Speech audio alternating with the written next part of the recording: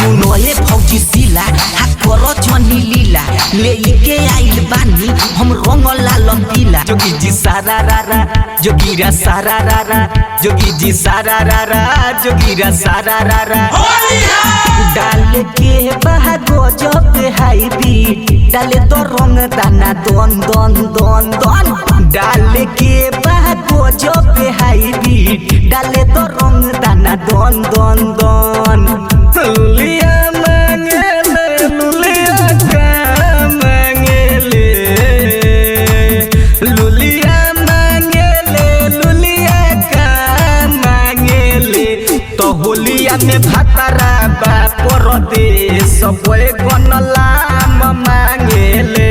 तो होलिया में भातारा बा विदेश सबे गनलाम मांगेले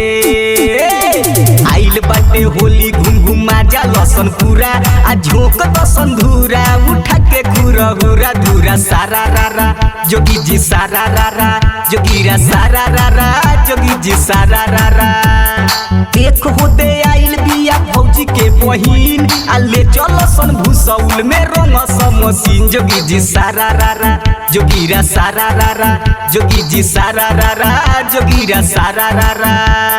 काका के पतोहिया के फार बस चोली हा केहू जदी बोली तो चल जाई गोली जोगी जी सारा रारा जोगीरा सारा रारा जोगी जी सारा रारा जोगीरा सारा रारा आज की होली हो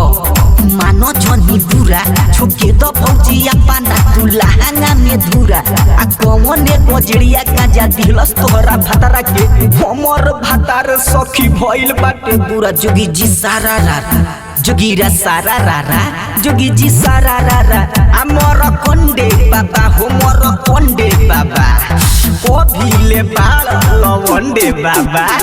मोर कंडे बाबा लवंडे बाबा फगुआ में खाला दुगो अंडे बाबा अभिले बाड़ लवंडे बाबा मोर कंडे बाबा इतना मत पी के बोला हो जोगी जी सारा रारा जोगीरा सारा रारा जोगी जी सारा रारा जोगीरा सारा रारा नया भइल सरसो पुरान भइल तीसी नया भइल सरसो पुरान भइल तीसी देवरा से फसल बिया भातारा के खिसी बोल होई रे ये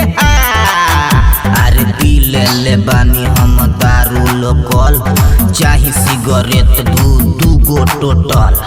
बाबा मोर कंडे काहे बार ठंडे खइब होलिया में दू गो अंडे अरे नया स्टाइल में मनाव सब फगुआ बाबा के संगे न लागी कोनो अगु राज बाबा मार के दुगो अवतार पौआ आई है दीदी के घर लगती है कैसी आई है दीदी के घर लगती है कैसी डालना है रंग